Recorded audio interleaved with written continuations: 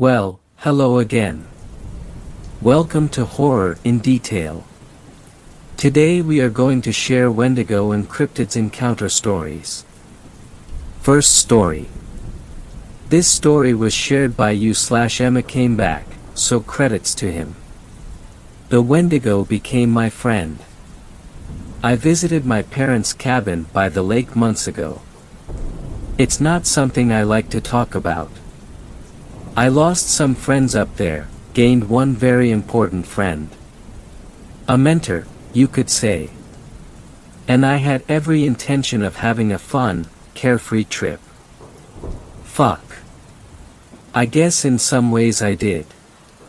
So many memories in such a short period of time too. The sweet smells of people I never noticed before. You go by most people and what do you smell?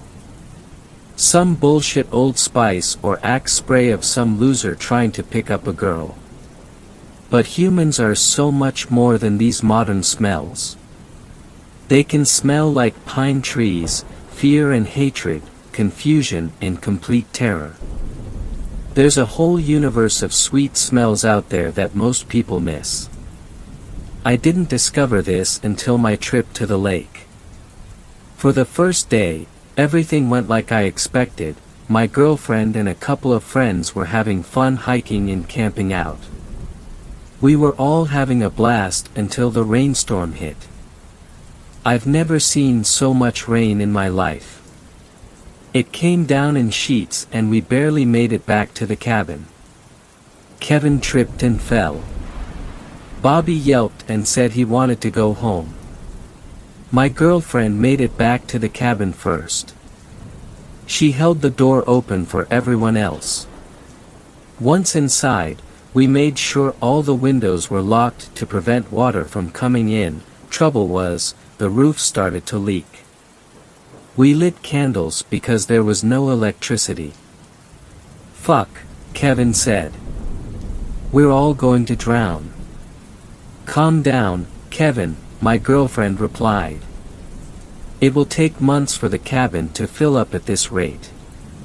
We're going to be fine. Kevin was completely right, except water wouldn't be his demise. Bobby didn't say much. He looked like a scared child in his corner, and he leaned forward on a rickety chair, biting his nails. We were all lost in our own thoughts. Especially me, I think. I was having thoughts I had never experienced before, thoughts of devouring. Of devouring everyone in the room in a rush of blood and destruction of the flesh. I even started to look at my girlfriend that way, which worried me. They were all trapped here, my girlfriend, Bobby, and Kevin. The rain was coming down even harder, and this little group had nowhere to go. They were completely at my mercy, and I couldn't be happier about this fact. Of course one had to be strategic. I told them I was tired from the ride up here. I got up, kissed my girlfriend on the cheek and went to my room. It was the largest in the cabin, and I had it all to myself. As I lay in bed, I felt something deliciously dark take over. I knew without having to confirm with some meaningless scientific instrument the Wendigo inhabited the room along with me. Hello, Jason. How are you feeling today? The Wendigo asked. Its voice was gravelly, a little off-kilter. Okay, I responded. A little down. Could it be that you have a craving for flesh? I thought about his question. Like, really thought about it. Some philosophers considered suicide to be the greatest philosophical question, but I disagreed. The human action most on my mind was whether or not to rend flesh from bone. The horned thing stared at me from across the room with piercing hollow eye sockets. I felt a feeling which seemed so lush and dangerous that I knew it wasn't good for me. I knew civilization was a sham, an abyss of houses, roads, and stop signs layered with bureaucracy and hazy ambitions to reach its peak. Illusions. "I'm glad you've come to see the light," the Wendigo said. I stood up, joints stiff, head swimming, but not in a bad way, in a pleasant "I'm drunk and shouldn't be driving" sort of way. What happened next I don't really like to talk about. It felt good though. I killed Kevin out back with an axe he used for chopping wood. And Bobby? Death by kitchen knife. I ate them both. I picked their bones clean, leaving them so bare and white you could put them on display in a museum. My girlfriend looked at me with such unbelievable horror that I knew I couldn't devour her like I did Kevin and Bobby. I ran away, into the woods. I've killed and devoured so many things in the wilderness that I've lost count. After the cabin massacre, I lived in a cave in the woods for a couple of weeks, maybe a month. The Wendigo would visit me, tell me tales of days long gone. I'd stare into its hollow eyes, get a fuzzy feeling, and I'd have to go on the hunt again. So for a while, the Wendigo became my friend. I was sad and deflated when it was all over. I'm back in the abyss of houses again, trying to think of an ambition that would excite me as much as what I did in the woods that day. Nothing yet. There's not even the thrill of getting caught. I know the Wendigo will protect me, erase any evidence of my dirty deeds. I have faith in that. I've told you about my first trip to the cabin, where I saw the Wendigo and he showed me the light. Its hollowed eyes gave me a glimpse of a world with infinite possibilities. I'll always remember that day. Absolutely beautiful. My second trip was memorable too, but in a different way. I went up there with 3 friends I made recently. None of them knew each other, and if they were acquaintances before I met them, I was unaware about it. The Wendigo gave me a certain charisma. It granted me preternatural insights into what made people tick. Didn't matter if they were popular or not. He taught me that despite social position, everyone had their flaws, things that made them human. Their pasts often scared them, and they spent their whole lives running from harmful memories. Or, in some weird cases, wallowing in them. Callie was the strong one, reminding me of my girlfriend, who I didn't want to see during my cannibalistic fever. She kept texting, but I just couldn't bring myself to expose my true nature to her. I know what you're thinking, the look of terror in her eyes, but that's not the same. People only see your true nature when you're gnawing on one of their limbs. Dylan and Marcy were the weak, blind sheep. Steeped in the land of crushes and instant gratification memes. Dylan liked her but tried to be smooth by ignoring her. She interpreted this as him having an interesting personality. Dylan drove, so at least I didn't have to listen to him speak, or interact with him very much. Callie kept looking over at me. I think it was because of how mysterious the Wendigo made me seem. I had centuries of interesting stories on my side. I seemed dark, dangerous, and brooding because I was those things. I thought I saw the Wendigo at various points as the wilderness went rolling by. He looked horned and wise, evil yet calm. His wasn't the kind of thoughtless evil you often encountered in horror books and movies. It was ponderous, almost ethereal. You didn't know quite what to make of it. I sighed in a near ecstasy, but it came out mellow. We got to the cabin, all sweaty and feeling tired. Well, except me.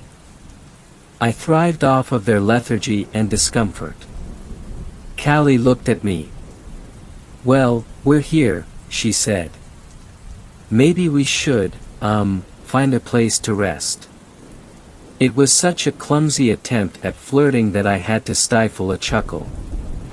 "Yeah, we should rest," Dylan said, glancing over at Marcy. He wanted her so bad, I could tell. Same for her. And, oddly enough, I started to feel uncomfortable, inhabiting their lust at the same time as I comprehended it. I saw theirs, but they didn't see mine. Funny how that worked. The afternoon went by, hot and sticky. Dylan and Marcy hid in their room for most of it. Callie tried to snuggle up to me, but I kept distancing myself. I still had a girlfriend. Me being a cannibal didn't change that fact. As night came, we all lit candles. Dylan poked his head out, clearly drunk, and asked for some matches. I gave him some. "Now it's just you and me," Callie said, that gleam in her eye. I clenched my jaw. I could hear the crickets chirp, the raccoons scurrying about, coyotes howling. We were in the middle of nowhere, and my heart quickened, though not for the typical human reasons. I said I would go make us a snack.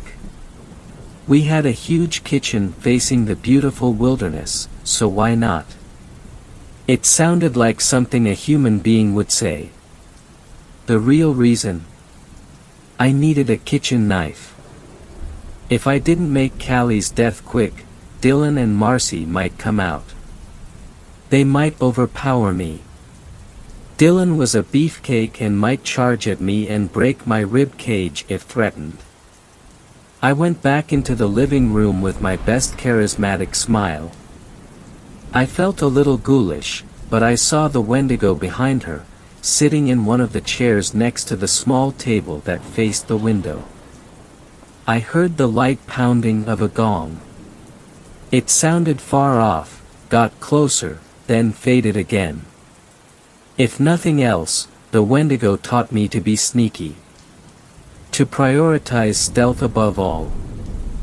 I told Callie the window might be pretty, just like her.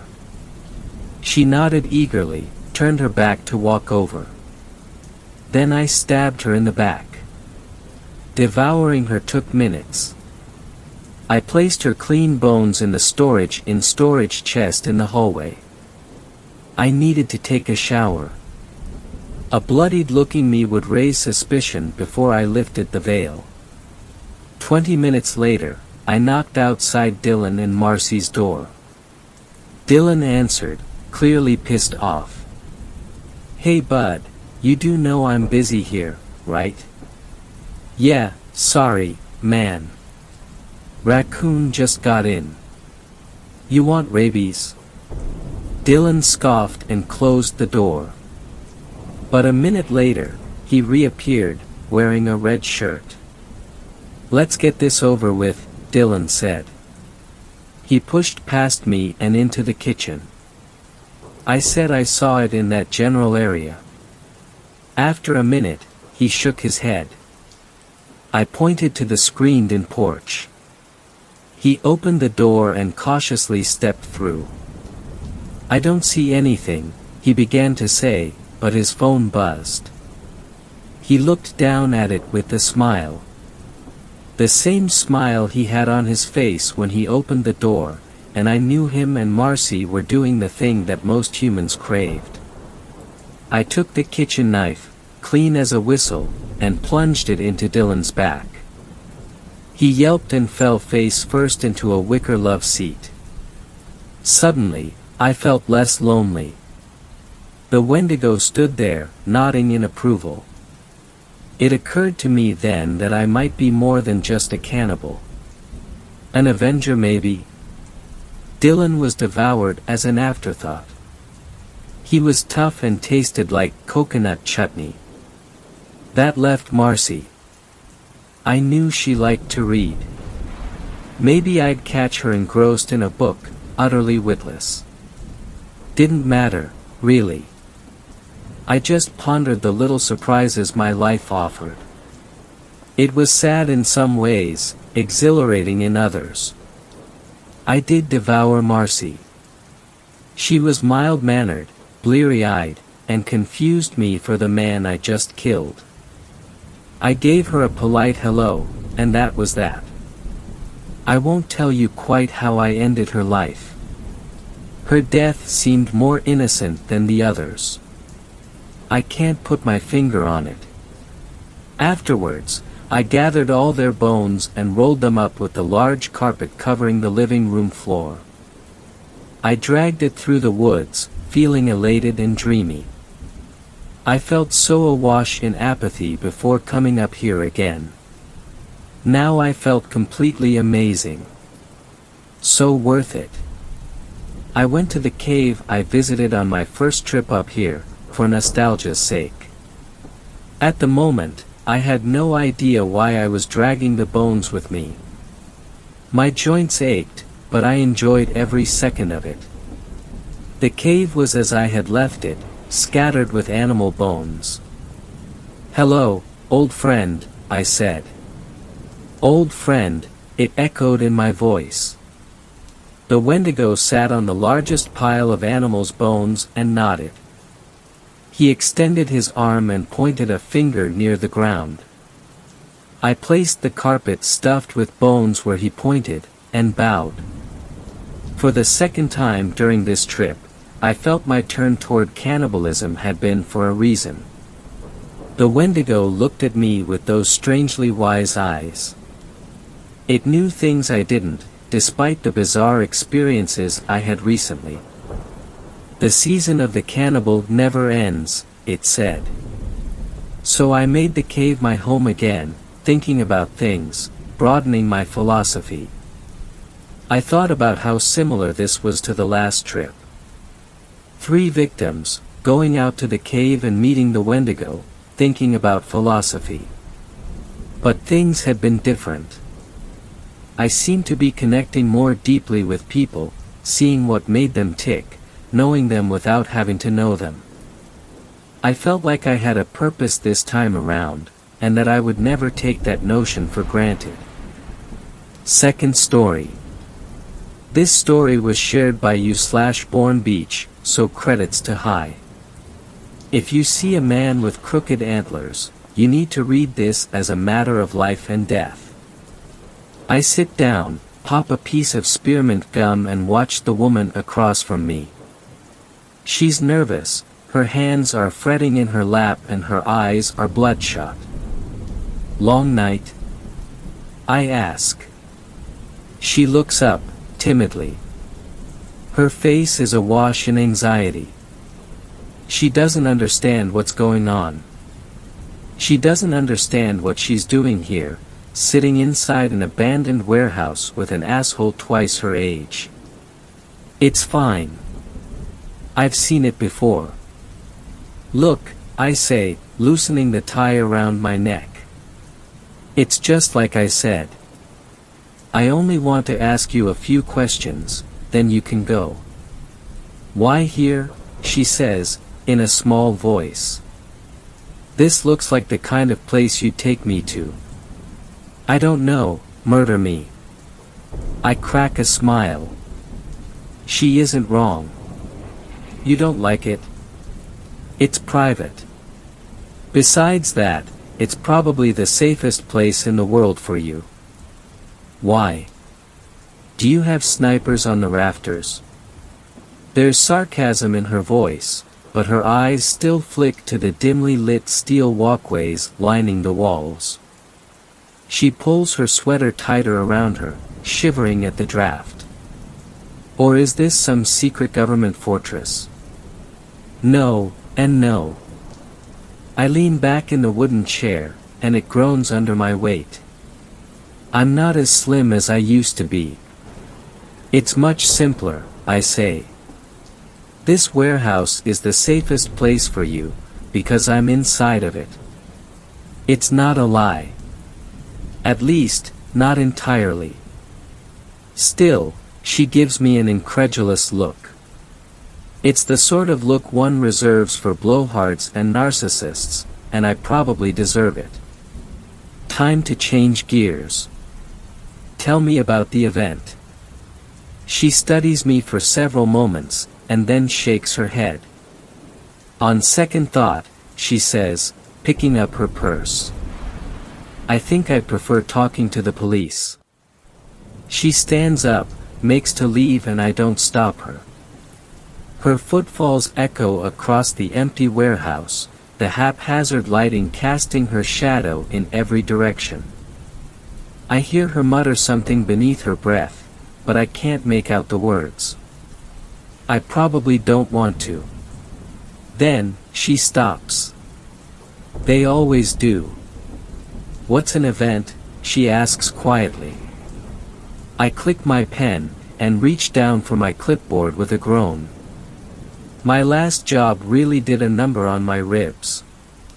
An event, I explain, is a paranormal phenomenon, most commonly characterized by contact with a sentient entity. To use a more common turn of phrase, it means you stumbled across an urban legend. She swallows. At this distance, I can just barely make out her expression, but I already know I have her. I bring my pen to my clipboard and clear my throat. You said your name was Amanda Haynes, correct? Yes. I scribble it down on my form. And the event occurred 2 nights ago, just outside city limits in the Cascade Mountains. Her sneakers patter across the concrete floor as she returns to her chair. Her expression shifts. Gone is the nervous shyness, the small posture, and the darting eyes. She's staring at me now. She's deciding whether she's in or out. Yes, she says at length. It was in the woods. We were camping. I check 3 more boxes on my clipboard. Stupendous. So far the location matches up with previous sightings of the beast. I sigh, resting the clipboard in my lap and place my pen on top of it. Why don't we start from the top?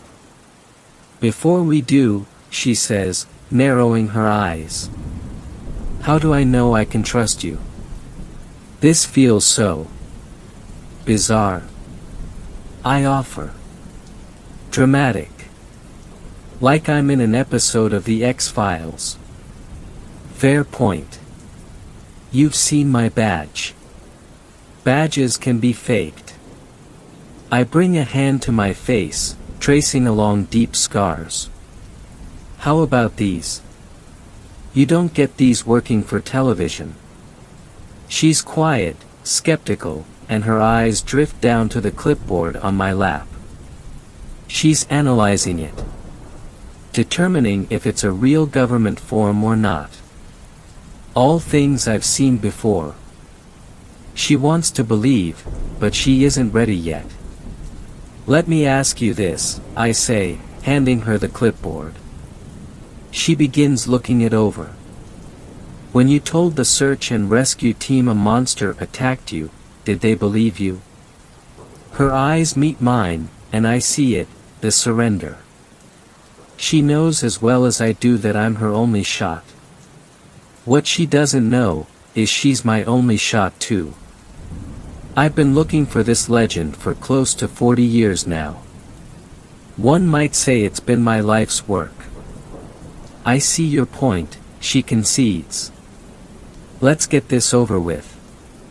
She passes the clipboard back to me and I click my pen, bringing it to the box labeled Encounter. All right. You said that you were camping. Who was with you? Just Rachel, she says. Her eyes are filled with something. Guilt, maybe. We'd been friends since elementary school. We hiked together pretty often. Ah, I say, noting her name on my clipboard. Rachel Tully, correct? The victim. Amanda nods.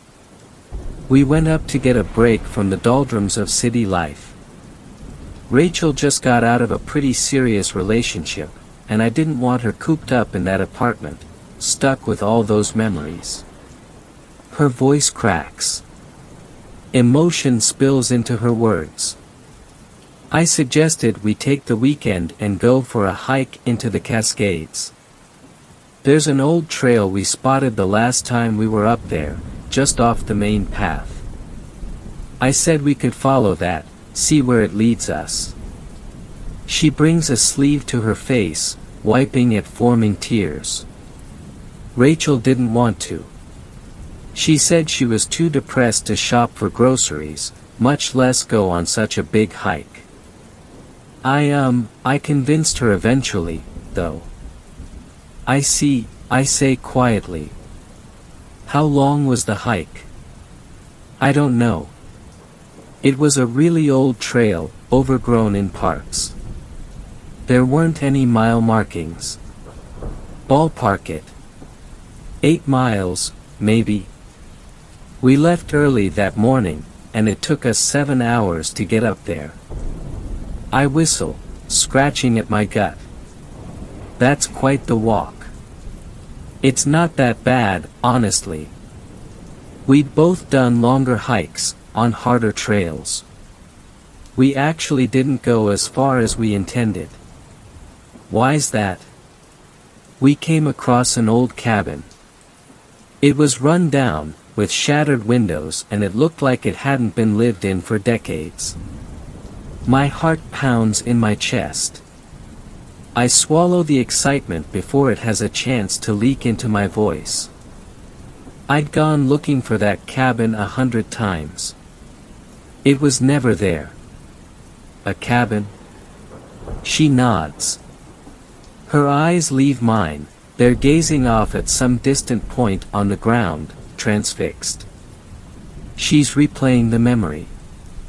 We figure it must have been an old ranger cabin, which would explain the overgrown trail that led us there. She pauses, her mouth hanging open, words struggling to break free. Rachel suggests instead of using our tents, we could just stay inside of it. I remind her the windows are busted and it's the middle of November. Plus, it's probably filled with spiders. She says all the better. Let's set up our tents inside the cabin. Double the protection. Amanda gnaws on her bottom lip, her voice growing smaller and smaller with each passing sentence. There's dark clouds above us. It was supposed to rain, but it looks worse than that now. A lot worse. It looks like a storm's coming, so I agree and we head inside to check the place out. What did it look like on the inside? I ask quietly. It looked like a nest. We spend some time walking around it. It isn't very big, there's only a handful of rooms, but there's branches and leaves all over the floor. Every step we take, there's a snap of a twig. The entrance leads through a small kitchen alcove, with a wood stove and dining table, past that it opens up to a living area with some rotting chairs, and at the very end is a bedroom filled with splinters from a broken bed frame. The place is a mess. The layout sounds familiar. I can almost smell the cedar and feel the toasty warmth of the wood stove burning during cold December evenings. I check out the bedroom first, she says. I spot a couple of shattered picture frames. Call it the millennial blogger in me, or call it dumb curiosity, but I'm drawn to them. One is old, yellowed and faded. It looks like it could be from the 30s. It's a picture of a young man and woman, dressed to the nines. Probably their wedding day. She smacks her lips, and then looks up at me. Do you have anything to drink? I nod. Of course. I reach down and unclasp my briefcase, opening it up to reveal a stack of documents and 3 water bottles. 2 filled with water, 1 filled with a black grime. I grab the 2 filled with water, crack them, and pass one to her. We both take a sip.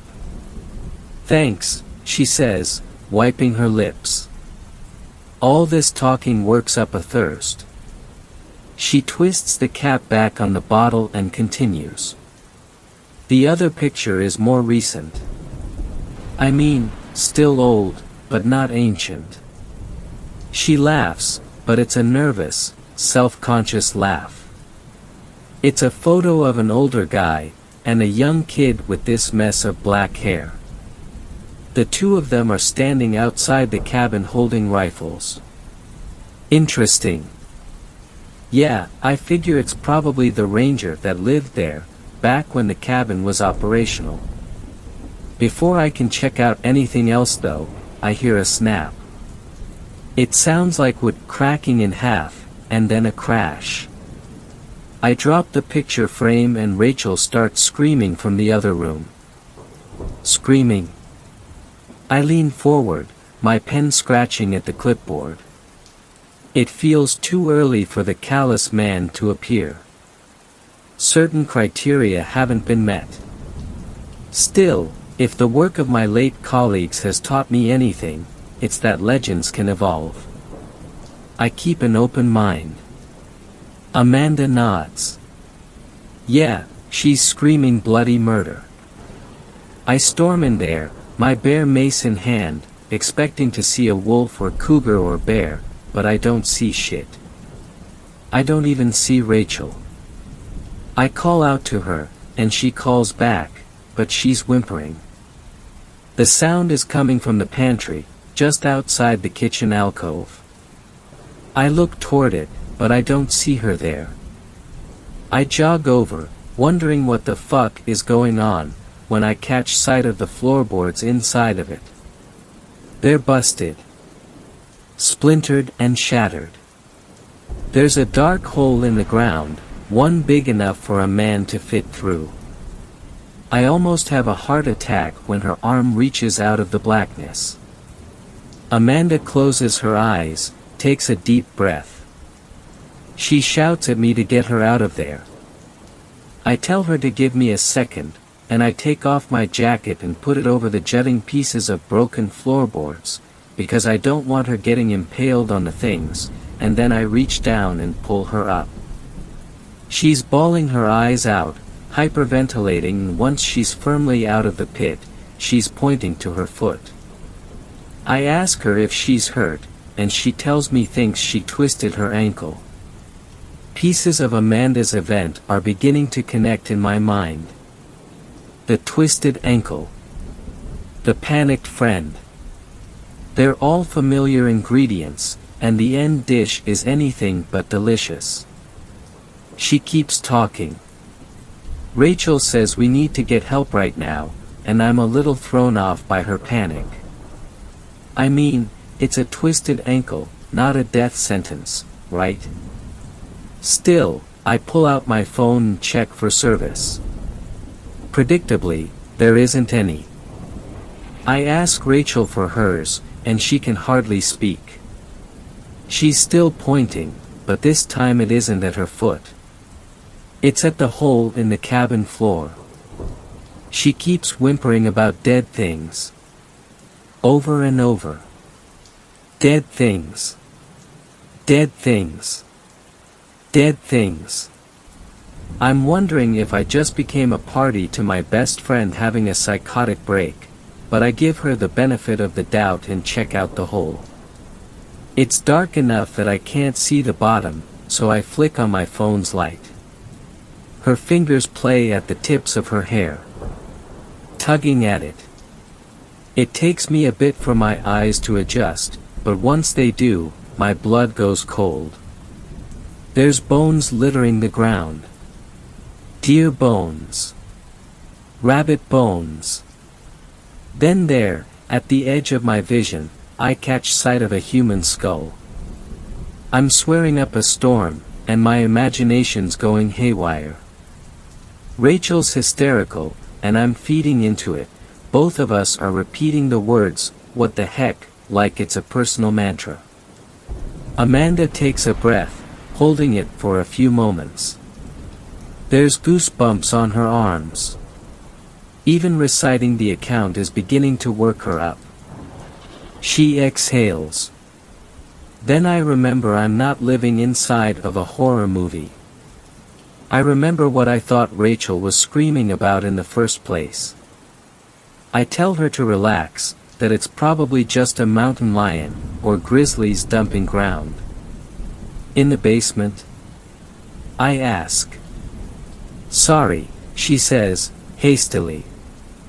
I probably should have mentioned it earlier, but the cabin's raised off the ground on these wooden stilts. Where I'm at, it helps things avoid getting trapped beneath snow. There's a crawl space beneath it. I figure an animal was probably using the crawl space as some sort of shelter. I check a box on my form. The story matches up, so far at least. The cabin is identical to the one in my memories. The question is, did she really encounter the callous man, or some rabid wolf? A human skull is a promising detail, but it's not like predators don't occasionally snack on hikers. A logical conclusion to draw, I say.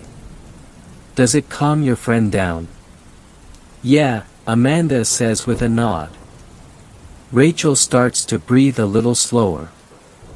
She relaxes a little. Eventually, she's ready to try standing, and she can, but just barely. She limps over to a dusty wooden chair near the fireplace and sits down in it, grimacing. She tells me she doesn't think she can make it back down the mountain. There's a crack of thunder in the distance. I walk over to the windows, and see the sun turning a blood red, setting over the tree line. Storm clouds are rolling in. Rain starts pitter-pattering on the cabin roof. Rachel's groaning in pain, and she shows me her phone. It doesn't have service either. You were picked up by a search and rescue team, weren't you? Yes. How's that, if you had no way of contacting them? You weren't gone longer than anticipated. Amanda sighs. I was just about to get to that, actually. There's an undercurrent of annoyance in her tone. She clearly doesn't care for interruptions once she gets going. I lean back in my chair. All the better for me. Like I said, Rachel and I go on these sort of hikes pretty often. Me more than her, but still. I come prepared.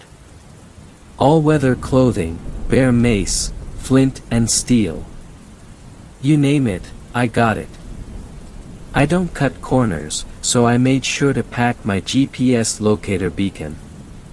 It sends a one-way distress signal. Ah, I say, noting it in the report. A survivalist. The fire in her eyes falters, and she pauses. A moment of silence stretches between us, and when she starts talking again her voice cracks. Not as much of a survivalist as I should have been. Rachel wants me to use it, but I tell her no. Odd. Hear me out. Amanda's eyes connect with mine, and there's a pleading expression on her face. A desperation to be understood. Rachel wasn't in any immediate danger. Not then. Neither of us were. Plus, a storm was rolling in, and it looked like a big one. She takes a shuddering breath. I know the look. Memories are clawing at her mind. My father was a search and rescue technician. He was killed trying to rescue a couple of teenagers who got themselves trapped in a cave. Ah, there it is. The tragic backstory. I was wondering when it'd squirm its way out of her mouth. Somehow, all the human stupidity in the world can be traced back to our emotions overriding our will to survive. I scratch her reasoning down on the clipboard. I didn't want anybody risking their lives when we had food, shelter, and weren't in danger. I told her no. No way. I couldn't have that blood on my hands if something went wrong and, she trails off. And Rachel understood. Amanda gets quiet. She's staring at me, and there's that same look I've seen 1,000 times before. I want to roll my eyes, I want to spit in her face for being such a naive idealist, but I hold it down. Instead, I plaster an understanding smile on my lips, and nod my head sagely. You made the right choice. It was the only choice you could have made, knowing what you knew in that moment. It works. She perks up. Yeah, I suppose. So the two of you decide to stay inside the cabin then? You're not worried about the bear or cougar using it as a snack bar might swing by. At that point, we don't really have another choice. I'm the outdoorsy type. I've seen storms, and I know that the one coming our way is going to be a big one. We decide the cabin's our best bet, but we take precautions. I keep my bear mace close by, and we close all the doors. A cougar isn't going to open a door, and a bear might break it down, but only if it feels it needs to. It's far more likely to wander into the crawl space, safely away from us. Sure. Makes sense. I decide to put an extra layer between us and the front door though. Just in case. I clear out the busted bed frame and sweep the splinters from the bedroom floor, then I get to work setting up the tent. Her voice dies. Memories are calling to her again. Difficult memories. What happened? I ask, the hairs on my arms rising. Did you see something? She nods. Yes. Animals were running through the clearing outside of the window. They were running past the cabin. Deers. Rabbits. Then a whole flock of birds burst through the tree tops and started flying over us. I lick my lips. Yes. This is very promising. My pen scratches at the clipboard in excitement. The callous man has a defining characteristic, one unique to him in the realm of legends. He always comes from the same direction. Always. Which way were the animals running? Her voice is small. Brittle. I barely hear it over the sound of my pounding heart. South, she says. I write the word, and underline it 3 times. My fingers are shaking with excitement. My mind's racing. After so many dead ends and broken threads, so many killed and missing, it's finally coming together. I found one. A survivor, and not only that, but one that might still have the link. How many animals were running? I ask. I know the answer, but I need to hear her say it. It takes her a second to get the words out. They're uncomfortable for her. Disturbing. All of them, she whispers. It was like an exodus of life. My heart hammers, my breath quickens. All of it, each detail of her story means one thing. The callous man is coming. 3rd story. This story was shared by you/girl_from_the_crypt, so credits to her. To all the wannabe cryptid hunters, stay away from my woods. Did you know that self-proclaimed cryptid hunters are a thing these days? Turns out there's 2 communities full of sick badasses who order combat gear on Amazon and drive out to supposedly haunted locations to explore and film themselves. Why am I ranting about this? Apparently, some shithead has shared the location of the plot of land that's been in my family for generations. Now, you'd think owning an entire patch of woodland would mean we're rich, but it's actually really costly to take care of. No forestry work can be done there, and our staff is constantly patrolling the area, looking for irregularities. It's a dangerous job, and we've lost more than a few hires in regrettable ways. Most of the time, when everyone's careful and meets the required precautions, everything goes over smoothly and the things in the forest are kept in check. I wish we could just fence the perimeter and be done with it, but due to reasons too complicated to explain right now, that's not an option. Plus, it's pretty lonely out here. You'd have to drive off-roads for half an hour to get here, so we normally don't have to deal with any unexpected visitors. There's a spot in my woods I frequent, a little clearing surrounded by tall trees and wild rose bushes. I always light a campfire there to sit at and relax. Right now, the ground is frozen over and we've had a lot of snowfall, but I don't mind the chill. I do so love those pretty icicles hanging from the branches. The clearing is my refuge from everything. I'm not good with people and day-to-day interactions exhaust me, so being by myself is something akin to an essential need of mine. Yesterday afternoon, I was hanging out in my usual spot, when suddenly, a voice called out to me from behind. "You! Turn around!" When I got to my feet, I found myself facing a young man of the very species I described earlier. Armed, cargo pants, combat boots and camo backpack. There was a small camera mounted to his helmet. "What the hell do you think you're doing?" I asked, trying to keep my cool. He backed off, visibly puzzled. "I thought you were some kinda ghost. I'm the legal owner of these woods, and if you don't get off my property this instant, I will call the police," I told him. Why are you wearing a wedding dress?" he stuttered. "This is my private property, I could dance around stark naked if I wanted to." "How on earth did you find this place?" "The woods? I read about them online.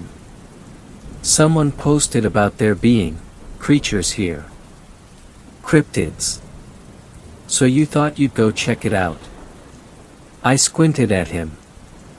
Something wasn't quite right with that guy, aside from him being crazy enough to show up here in the first place. I could sense something looking at him, but I couldn't put my finger on it. Just a hunch, but my gut instinct never misleads me. Yeah.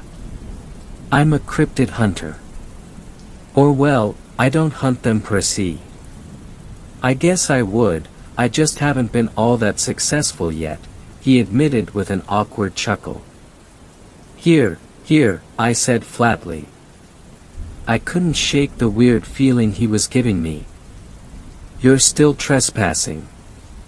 Say, did anyone stop you on your way in?" "No." "Why?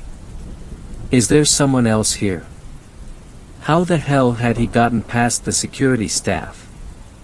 There had to be a blind spot somewhere which he had accidentally come across. I decided not to let on how many safety measures we had in place. Better not to further pique his interest. "Nope," I lied, patting down my skirt. "Come on. Follow me, I'll see you out. Can't I just have a look around? If there is something in those woods, you'd be safer if I took care of it." "I'm certain." I was about to send him on his way a little more firmly when I realized it. There was a disturbance in his aura. Something had set its sights on him. "Were you followed here?" I asked sharply. "What? No. I don't think so. Did you encounter anyone on your way?" "A man wearing his kaftan crossed left over right." "What's a kaftan?" I ignored the question. "Did you maybe notice a flock of birds at some point?" "Yeah, sure, I mean, we're in the woods. There are no birds in my woods anymore, I said sternly. You're in danger. Something here's been following you. What? Aren't you a cryptid hunter? Shouldn't you know? Well, I haven't had many encounters yet. The man was starting to look panicked. You're trying to get a rise out of me, aren't you? His trembling voice told me he didn't actually believe that. I'm most certainly not. Trust me. I can tell, I can always tell. You've gone and crossed a spirit. A spirit? So there's actual paranormal activity here. And you already knew. We need to get you out of here. I hissed. Come on, help me pack up. Douse the fire. He followed my instructions while I hastily gathered my belongings. Then, we took off running. I spurred him on, hoping to get back onto one of the beaten paths leading out to safety. My heart was pounding in my chest, but I knew my companion was so much more afraid. He had every reason to be, and deep down, he knew. I didn't know what he'd expected, coming here in search of a thrill, but this was most likely too much for him. What did you do? I panted, not daring to slow down. You must have done something to upset him. Did you try to fell a tree? I shot at a rabbit with my crossbow earlier. I only wounded it, though. It ran off on me, he gritted out in between gasps for air. Who's he? I really didn't see anyone around. He can come in a lot of shapes, oh for crying out loud, I snapped when he tripped over a root and fell, sprawling across the forest floor. I grabbed him and pulled him back up, grunting under his weight. He was heavy as fuck with all that gear on. The trees were starting to let up, though. Hope renewed, I steered the cryptid hunter towards the light beckoning through the leaves. Keep going. We're almost there. He wouldn't move. I gave him a bewildered frown. What are you doing?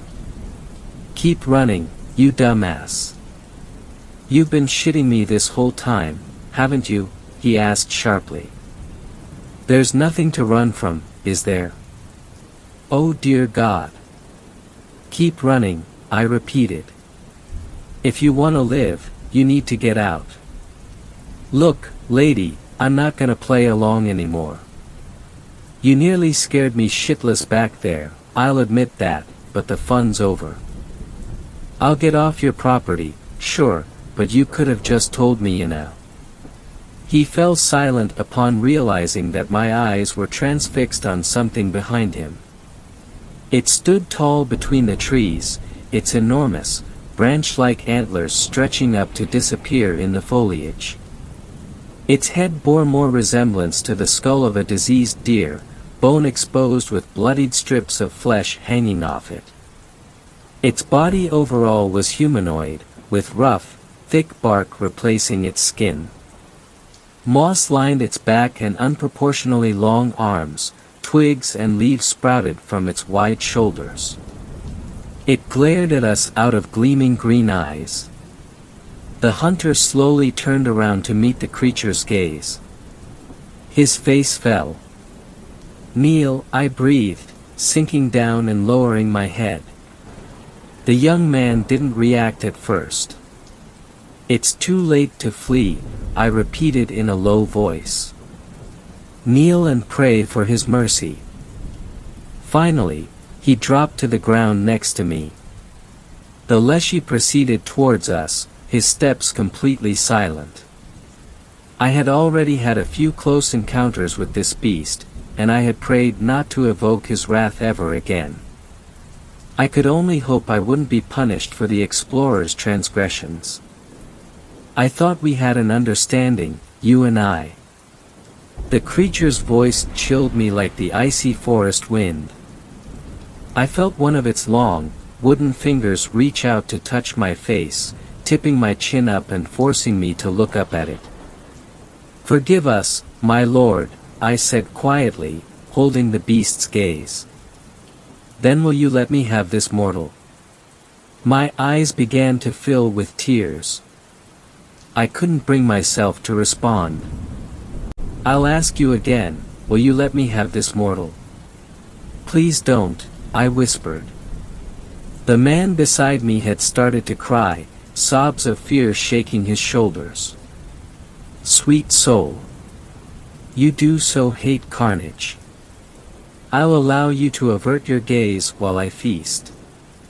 Grasped by utter hopelessness, I turned the other way, hugging myself as I shut my eyes.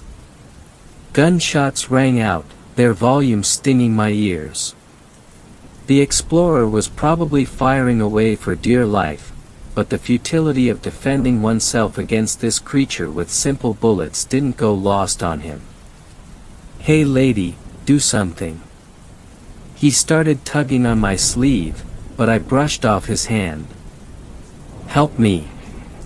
I'm sorry for everything, please just help me." I couldn't. Not anymore. My blood ran cold when the explorer let out a gurgling scream and was dragged away from my side. His cries of agony mixed with the sound of crunching bones, flesh and muscle being torn and blood spattering. I felt it hit my bare back, warm and sticky, staining my white gown. Tears were rolling down my cheeks and my lower lip was bleeding where I'd dug my teeth into it. By the time the horrific noises had finally died down, it felt like an eternity had passed. A satisfied growl rumbled somewhere behind my back. "Be on your way now, darling. And don't bother my animals with your weeping." I left without looking back. At home, I turned on the shower to sit and cry beneath it. I tried to tell myself that this cryptid hunter wasn't a great loss to the world, but even if his hobby of choice had frankly been dumb and ill-conceived, he'd probably still been a normal guy despite it all. That's what I thought about while I went around my property, searching for traces of his entrance. I found his vehicle, a beat-up brown pickup truck, on the outskirts of the eastern side of the plot of land. I disposed of it discreetly. Poor guy. He'd only wanted to see some action. Though it could be held against him that he'd never looked up what a leashy was. The first time I'd encountered the leashy, I had known what he, or rather it, was. My mother had warned me, telling me that, while benevolent at times, he and those of his kind had a habit of stealing young women. I held her teachings dearly, and I still do, seeing as I actually inherited our land from her side of the family. She educated me about these grounds, about the dangers within them.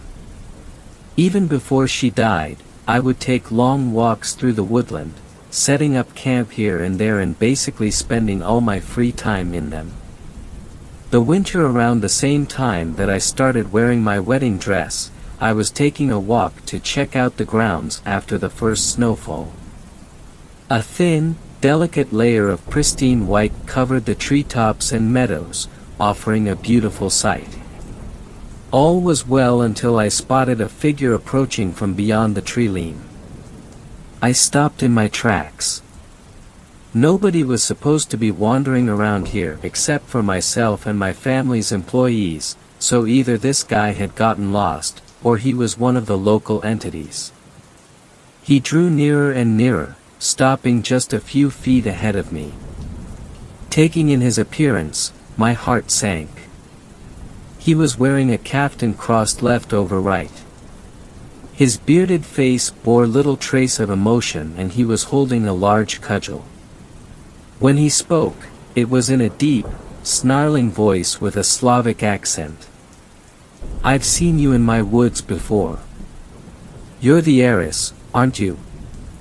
"Yes, sir," I pressed out, swallowing the lump in my throat. Then you must know who I am. Yes, sir.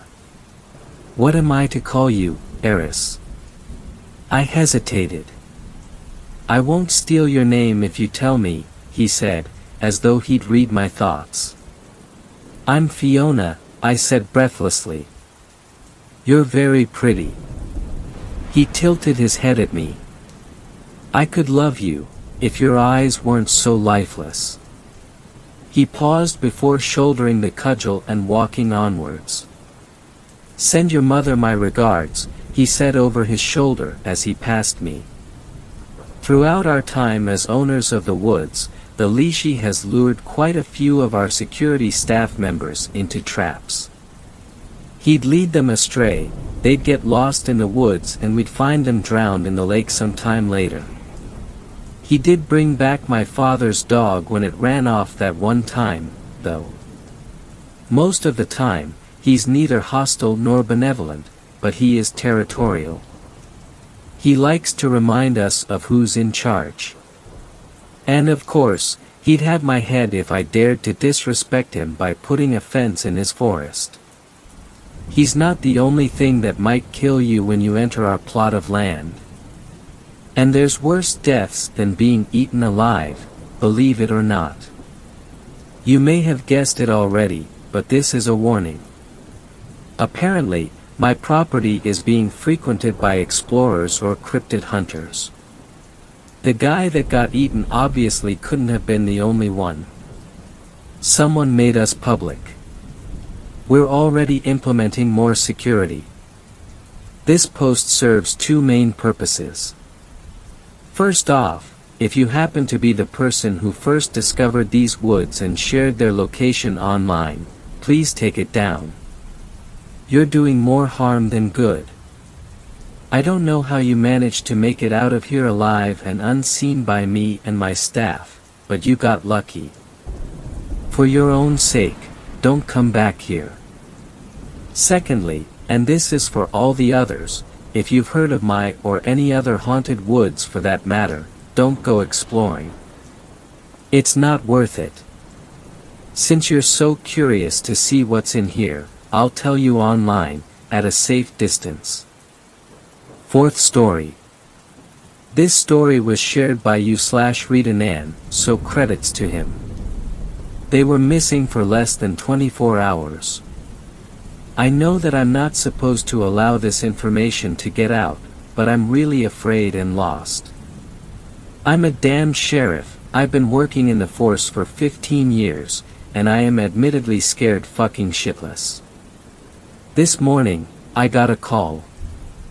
This was not at all uncommon. Our town was small, the station only having a secretary and 5 deputies.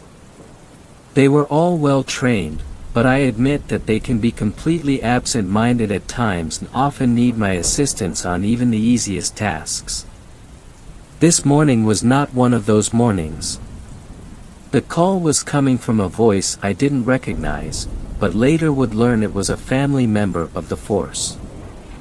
Yesterday, 2 of our deputies, for anonymity's sake we'll call them Deputy Tyler and Deputy Harris, went on a group family outing on Tyler's boat.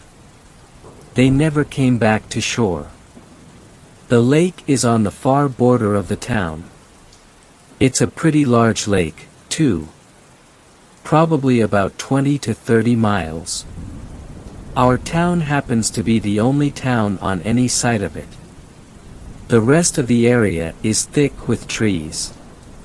Panic set into my gut immediately, but I pushed it down and let the woman on the phone know that things would be okay and we would figure out what the deal was. I heard a sigh of relief on the other end of the line and said my goodbyes before hanging up and dragging my ass out of bed.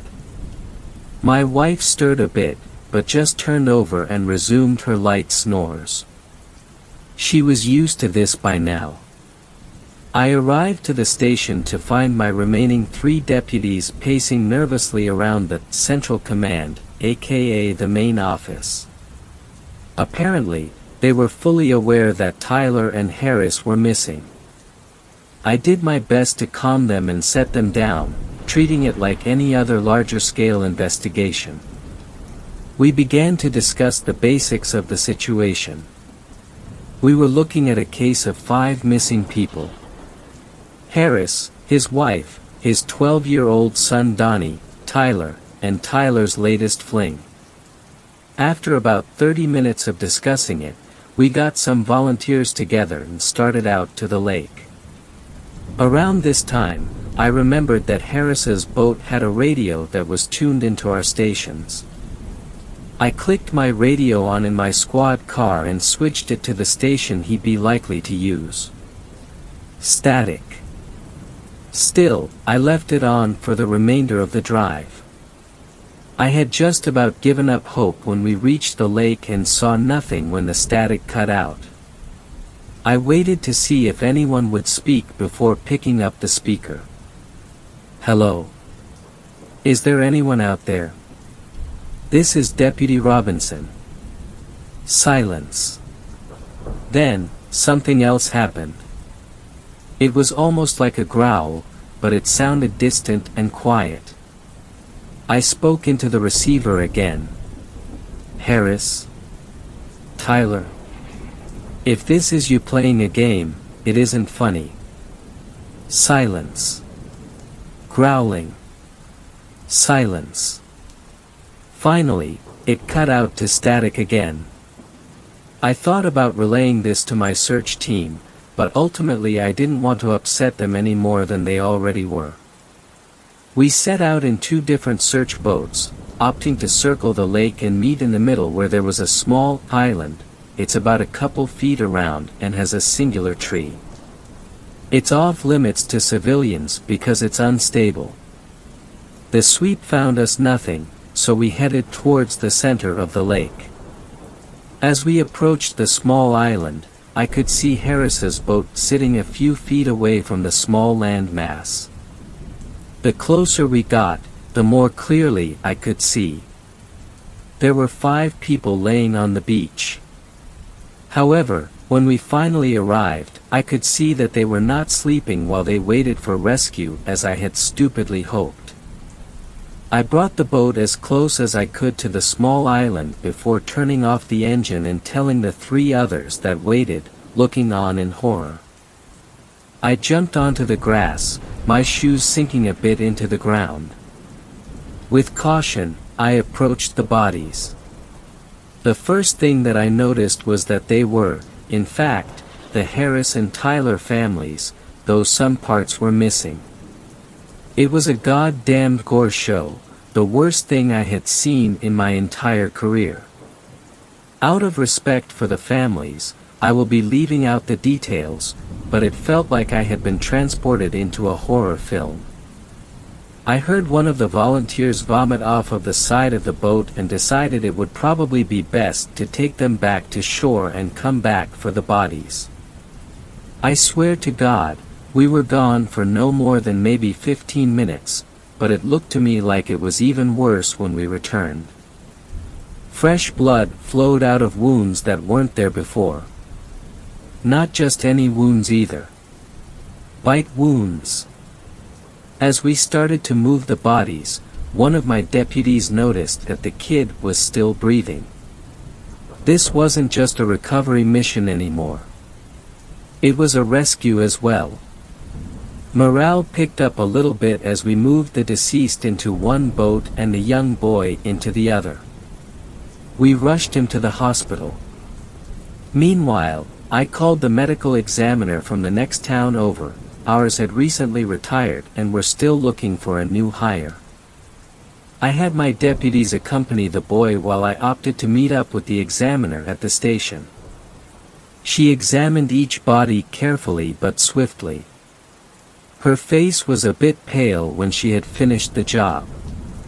"Sheriff, you're not going to like what you're about to hear." I nodded for her to speak. "Well, the bite wounds are human, but there's something else." I had begun to sweat. Human bites? What the fuck? No, she had to be wrong. Still, she went on. Each subject has flesh in their teeth. I won't doubt that if we were to do some tests, they would all belong to one another. For the first time in my entire career, I was dumbfounded. Right afterward, I got a call from the hospital. The kid died within minutes of arriving. They asked if they should send the body in an ambulance and I said yes. The examiner only took minutes on the body but confirmed that he, too, had flesh in his teeth. The medical examiner highly suggested that we call the FBI or the CDC. I have been sitting at my desk for hours now, and I feel like I'm losing my mind. I made the call about an hour ago. Both organizations are sending someone out. I keep trying to wrap my mind around this, but I just can't. They still had plenty of food on the boat from the day before. What would cause a group of human beings who were missing for less than 24 hours to eat each other? I am currently writing this update from a hotel room in the next town over. The past 3 days feel like a bad nightmare. Currently, I am breaking the law posting this. I wasn't going to update, but I don't think that any information on this will get out to the public otherwise. Only hours after posting my previous entry, a representative showed up from the CDC. She explained to me that the FBI had ultimately decided not to send anyone out unless it was a serious issue, which they currently didn't suspect it to be. This confused me. How the hell was 5 people performing cannibalism on one another not a serious issue? 2 of my deputies are dead and it's not a serious issue to them. The woman, her name was Teresa, and I sat down over a few cups of coffee to go over the medical report the examiner put together for each body. She requested that I send everyone at the department home, and I complied. All 5 bodies had an unknown toxin in their systems. It hadn't come from the food, so the origin was marked unknown. Teresa frowned at the files before stacking them neatly in a pile. Call your deputies back up. The search team, too. You were all out on that lake. If any of you are sick, we cannot risk further spread of infection. She stood up, grabbing her cell phone from her pocket, likely to call her team to move in and prepare for tests. Within 2 hours, everyone besides one volunteer was present and tested. Teresa approached me, a worried look on her face. You all seem to have tested clean, but we can't proceed until we've tested the missing volunteer, Morty Edwin. You need to get in contact with him immediately. I tried his cell several more times, but to no avail. Morty was an older man, in his mid-60s. He could barely operate the touch screen on his phone, but he still never missed a call. My youngest deputy, Kraus, and myself decided that we would stop by his place and make sure he was okay. We arrived at the house, dark and looking deserted. However, both cars were in the driveway. Knocking on the door, we heard crying inside. We knocked once more and slowly entered the house. Immediately, I saw the blood. The light peach carpet was spotted with red blackness. Mrs. Edwin lay on the floor. Parts of her were entirely consumed. Eyes, paled with age, stared blankly into the footrest of the old recliner nearby. The crying drew closer as Morty moved into view from the kitchen. He had an old sawed-off in hand. Entire chunks of flesh were missing from both legs and it seemed like he was struggling to even stand. He was crying. Even worse, he was chewing. Blood trickled down his chin as he looked at us with pleading eyes. He swallowed and spoke. God, why am I so hungry? I don't want to be hungry no more. With that, He turned the sod off on himself and blew his brains out. We called into the department and let Teresa know, and she said that we needed to come back immediately to be quarantined until they were sure we weren't exposed. We spent the rest of the night locked in a sealed office, praying to God that this all would end. The next morning, several more units from the CDC showed up. Teresa explained that in order to make sure that whatever this was didn't spread, they would have to visit every home and test. Throughout the next day, almost 24 families were found in their homes, just as Harris and Tyler's families were. Devoured. Dead or almost dead. Flesh in their teeth. About 200 more people, out of only 1,000, mind you, tested positive for traces of the toxin and were quarantined. A group from the FBI showed up only hours later to evacuate the healthy people. Most citizens were too afraid to resist, but there were a few that had to be arrested. My family and I were asked to leave as well. We've been at this hotel ever since. A lot of other worried and frightened families are here. The rest that couldn't afford hotel rates are being housed in the local high school gym. I've been getting calls non-stop since we left, mostly from Teresa checking up and making sure that we're all still feeling alright. The last few calls, she seemed more worried. Apparently, she has lost contact with my other deputies. They weren't picking up their phones. This is all the information I have, and it might be all the information I will ever be able to give you guys. I am scared shitless, and it is an entirely new kind of fear for me. I worry for my family and for my friends. Most of all, I am worried about the growing, unexplainable hunger that has been slowly rising in my stomach for the past 2 hours or so. Fifth story. This story was shared by you/Anthonybros, so credits to him. The Wendigo. I am writing everything down in this journal to document our journey to Fort Kent and the subsequent events that transpired afterward. I hope that whoever finds this journal will publicize what had happened in this town to us between the dates of January 12th to February 13th, 2018. Do you know of the Fort Kent Wendigo in Alberta, Canada? Most would say it is an urban legend, but after what I have read and experienced, my view has taken 180-degree turn. It all started when myself and a group of 3 friends wanted to make a Bollywood movie about the Wendigo. After spending 2 weeks of researching the Wendigo and what they looked like, I found the Wendigo of Fort Kent. Some say that a doctor locked himself in his house with his dead wife that had just died of smallpox. Then he ate her and turned into the Wendigo. Along with his wife, many of the town's folk died from smallpox.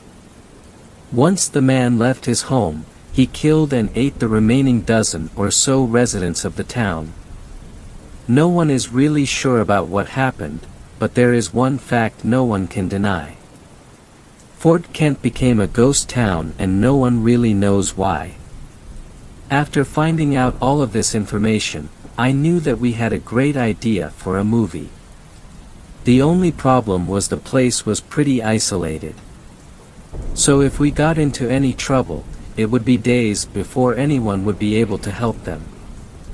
Luckily Bobby's parents were filthy rich. Since they were both plastic surgeons. They spoiled Bobby rotten and gave him everything he wanted. Even so, he was a pretty down-to-earth guy and one of my best friends. Along with Bobby there was Mike and Kylie. As for myself, the producer of the soon-to-be movie, my name is Tara. So we took off in a small jet, heading from Ottawa, Ontario, Canada, to Elk Point Airport, Alberta. We took a fancy Canon 80D DSLR camera with us to shoot the movie. As well as a portable field mixer, a wireless microphone system, a shotgun microphone and boom pole, wind protection for the mics, a field recorder and headphones. Along with all of that equipment, we brought camping equipment. When we got to Elk Point Airport, we rented a Hyundai Tucson, loaded it up with all of our equipment and headed for Bonneville. Now it usually takes 45 minutes to an hour to drive to Bonneville, but we were going in January. They had just gotten 24 cms of snow and the roads were heavy with snow. It took us 3 hours to get to Bonneville, where we got groceries and lots of alcohol for our month stay in the ghost town of Fort Kent. For a bit of background, the four of us have been friends since elementary and just graduated high school. We decided to take a year off before heading to college and came up with the bright idea of making a horror movie. Bobby's parents had given Bobby the sound equipment and camera as a graduation present. We spent the summer figuring out what we were going to film, when we came across the urban legend of the Wendigo of Fort Kent. Since then we have been obsessed about the film. After we had gotten the essentials needed for our trip to the ghost town, we headed for the fort. January 12, 2018, Day 1. We arrived in Fort Kent around 2 p.m. It took us 4 hours to set up all the tents and gear. We decided to set up near the outskirts of town. For some reason we felt more comfortable here. No one said anything, but everyone got more nervous the further we went into town. By the time we were all set up, the sun had already set and we couldn't see anything past the glow of the bonfire. We decided to drink the night away, talking about all the things we would do once the morning came. Around 10 p.m. we started to notice snowflakes starting to fall.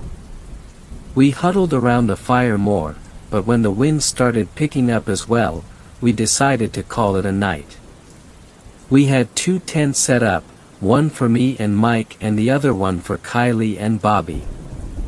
Mike and I lay on top of a blow-up queen-sized mattress that had 3 heavy covers on top of it.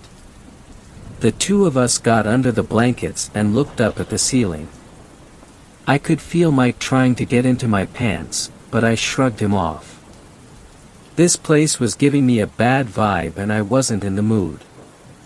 The walls of the 8-person tent shook as the wind and snow plummeted against the tent, making it difficult to hear anything.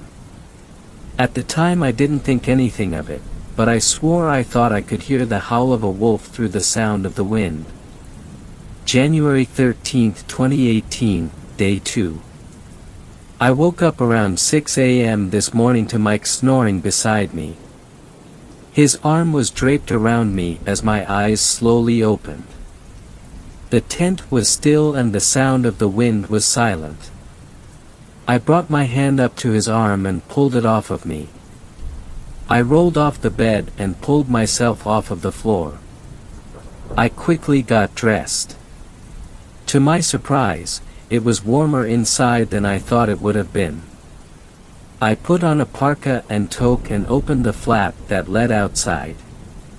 A foot of snow fell into the tent the moment the flap was open. I let out a startled silent beep and jumped back. I looked behind me, wondering if I had awoken Mike. To my relief, he was still snoring away. I composed myself and pulled myself out of the tent and into the snow. The snow crunched under my boots as I walked outside. I stood at 5 foot 8 inches and had the snow reach up to my knees, so overnight we had gotten a fair amount of snow. So it took me by complete surprise when I saw a set of footprints traveling through the snow around our tents. I figured that Bobby must have gotten up during the night and had a smoke. So again, I didn't think much of it. I looked towards the town. 2 run-down houses stood about 100 feet away. Then I looked to my right and saw our rental vehicle completely covered in snow. I spent the next 2 hours cleaning off the vehicle of snow. By the time I had finally gotten it cleaned, the rest of my friends had gotten up and started walking around. Bobby had taken out his camera and started to film the area. The last I had seen him, he was heading into town with Kylie while Mike came over to me. We talked a while about the project we were working on. We didn't have any shovels, so getting the SUV out of the area we were in was very difficult. Eventually, after much effort, we got the SUV out and onto the soft snow. The four-wheel drive made the situation a little better. We both got into the SUV and drove it through the town. We followed the footprints that seemed to go to each house in the town. Until finally the footprints went to a house and there weren't any footprints coming back out. We parked the SUV on the side of the road, got out and headed to the house the footprints went to. Turns out, the house had looked like someone had been living in it recently. We found them in the basement. Bobby was filming writing, which was covering every square inch of the basement.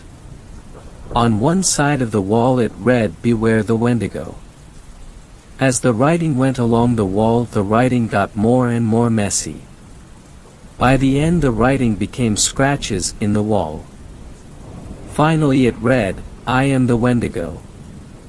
We did some more shooting, making an introduction to the movie. By the time 4 p.m. came around, we decided to head back to the campground, and pack it in for the night. By the time we got back to camp, it was pitch black outside.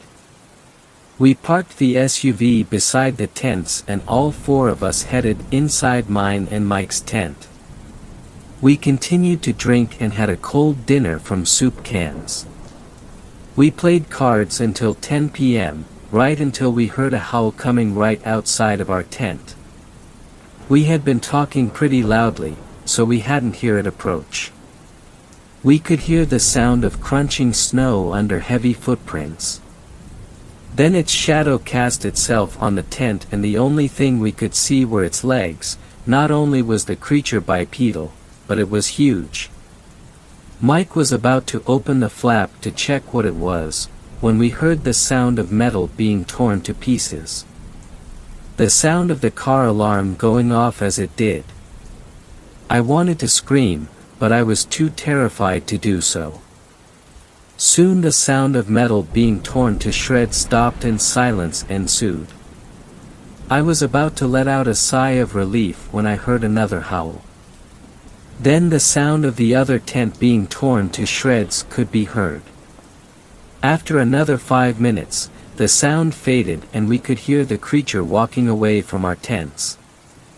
We waited until midnight to get out of our tent and see the damage. The car and tent were destroyed.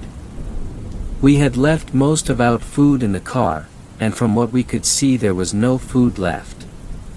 Kylie started to cry and Bobby tried to console her, while Mike and I just stood there in shock wondering what we would do next.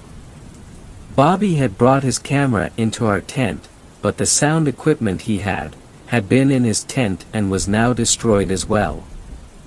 We realized that our project was finished and we would have to go back to Bonneville in the morning. We didn't get much sleep that night and this was only the tip of the iceberg. Our stay in Fort Kent was only just starting. Thanks a lot for watching the video till the end. Subscribe to our channel Horror in Detail. Drop your opinions/suggestions in the comments section, and like the video as it helps with the YouTube algorithm.